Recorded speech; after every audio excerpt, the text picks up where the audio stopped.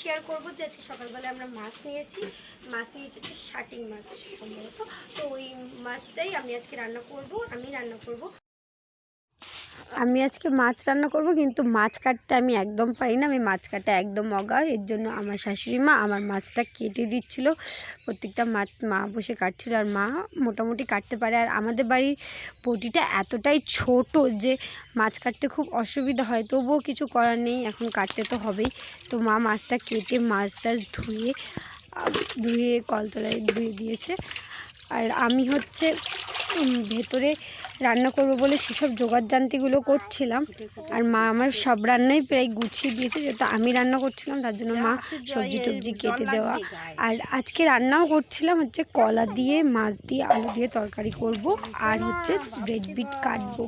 তো আমার মেয়ে সেই ফাঁকে প্রচণ্ড দুষ্টুমি করছিল, এই যে ওকেও একটু খাওয়াতে হবে, যেন মেয়ের খাবারটা বানিয়ে নিয়ে উঠোনে আসলাম। ও প্রচণ্ড জোরে জোরে দৌড়াতে করছে, তো করবে তো মুখে খাবার নিয়ে দৌড়ালে তো এরকম করবে। ডেঞ্জারাস হয়ে গেছে না তো, কিন্তু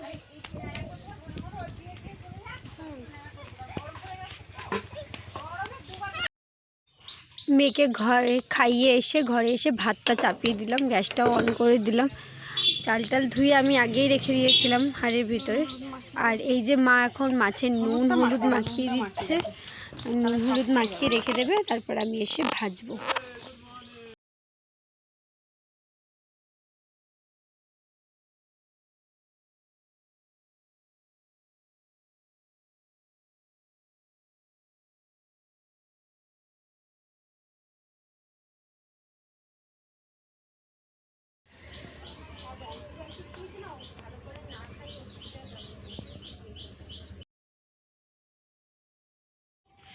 আর মা এখন এই যে সবজিগুলো কেটে দিচ্ছে, আমার একটু হেল্প হয়ে যাবে তার জন্য।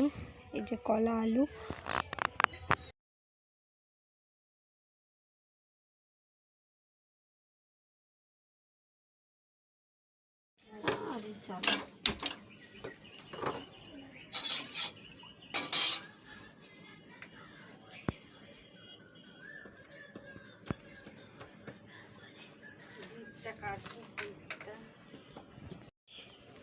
গোলমরিচগুলো ওই কলার তরকারি হবে, গোলমরিচ দিয়ে শিলে পিষে নেব।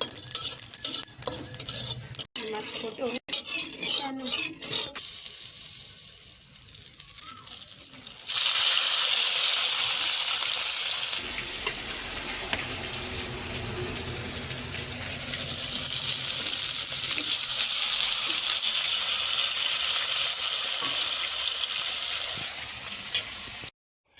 আমি মাছ ভাজছিলাম, তো আমার হাত খালি ছিল না বলে মাকে বললাম একটুখানি বিটগুলো কুচিয়ে দিতে। তো মা এখন বিটগুলো কুচিয়ে দেবে।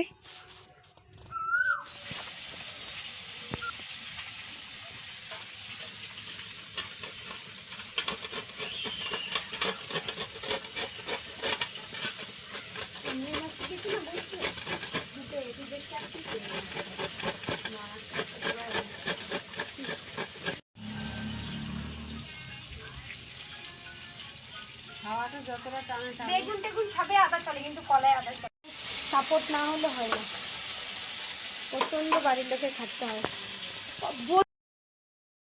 এখন আমি রান্নাটা চাপিয়ে দিয়েছি, কড়াটা গরম করে নিয়ে আমি প্রথমে কলাটা ভেজে নিচ্ছি। অনেকে কলা পরে দেয়, যাই হোক আমি আগে কলাটা ভেজে নিই, তারপরে ওই সম্বরা দিয়ে আলু টালু দিয়ে নেব। এবার এই যে আমি সম্বরাটাও দিয়ে নিয়েছি, যেহেতু কালো জিরে সম্বরা দিলে সবথেকে বেশি ভালো লাগে, কিন্তু আমার কাছে আজকে ঘরে কালো জিরে ছিল না, তাই আমি জিরে সম্বরা আর শুকনো লঙ্কা দিয়েছি। আর সম্বরিয়ে তারপরে আমি আলুটা দিয়ে দিলাম।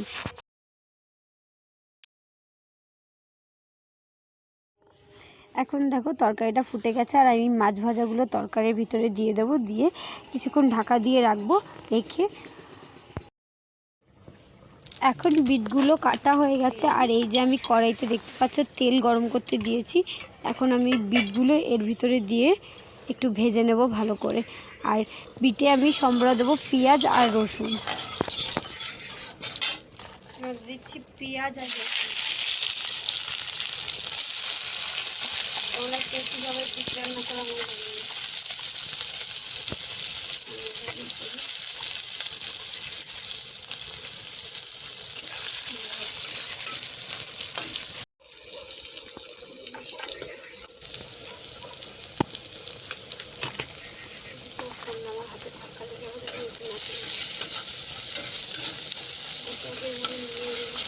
যেহেতু একটু মিষ্টি প্রকৃতির, একটু লঙ্কা বেশি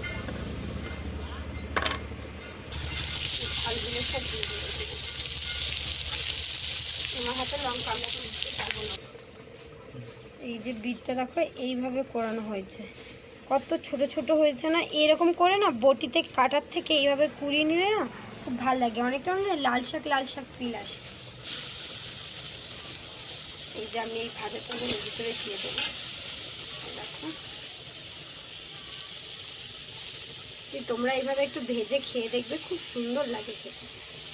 আমার তো খুব ভালো লাগে, একটু ঝালটা বেশি দেবে তাহলেই হবে। ভীষণই মিষ্টি হয়, যত ঝাল দেবে ভালো করে দিয়ে দেবো।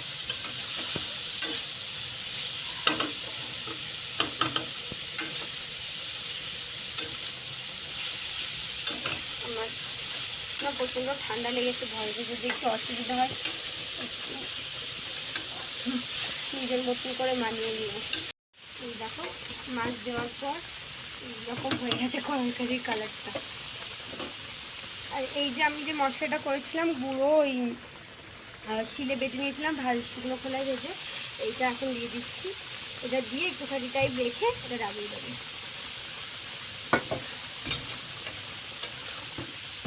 এটার ভিতরে জিরে আর আছে গোলমরিচ। বেশি নাড়তে পারবো না যেহেতু মাছগুলো দেওয়া হয়ে গেছে, তো ভেঙে যাবে, তাই চেষ্টা করছি তাও মশলাটা কিছু করে কিছু দেওয়ার। চাপ মাছগুলো দেওয়ার পরে, আর এই মাছগুলো না প্রচণ্ড নরম হয়, এই কারণে না ভেঙে যাওয়ার সম্ভাবনাটা সব থেকে বেশি থাকে।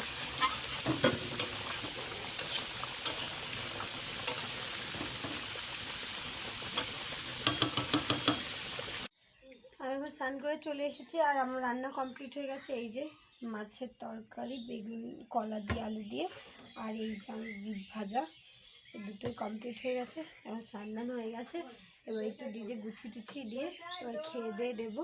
তো আমার ভিডিও তোমাদের কেমন লাগলো আমাকে কমেন্ট করে জানিও। আজকের মতন টাটা, নেক্সট ভিডিওতে দেখা হয়ে যাবে, বাই।